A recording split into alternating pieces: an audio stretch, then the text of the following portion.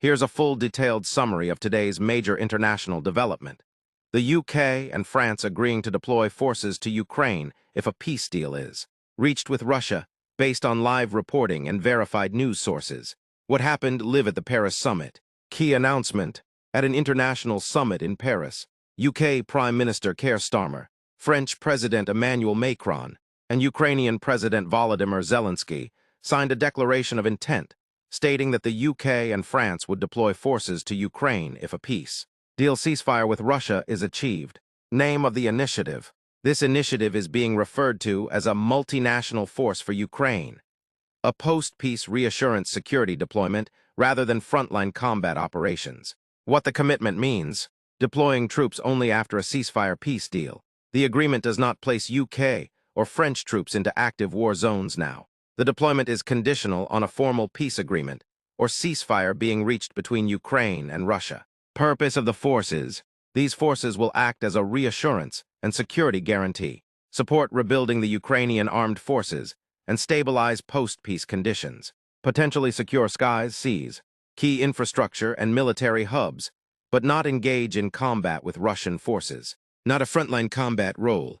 Leaders stressed these units wouldn't be placed on frontlines or engaged in combat operations against Russia. Their role is defensive and supportive, offering long-term deterrence and stability. How the multinational force would work. Military hubs. The UK and France would establish military hubs across Ukrainian territory after a peace deal to host troops from participating countries, provide protected facilities for equipment, training, and assistance to Ukrainian forces. Security framework. A US-led ceasefire monitoring and verification mission will operate alongside the European Reassurance Force, helping oversee peace implementation. UK political requirements. Parliamentary approval. UK Prime Minister Sir Keir Starmer said any future deployment of troops to Ukraine would be subject to approval by the UK Parliament once a peace deal is reached, meaning MPs will vote before British forces are sent. International context. Coalition of allies. The tripartite declaration was made as part of a broader summit involving more than 24 nations, a group some officials call the Coalition of the Willing. U.S. role.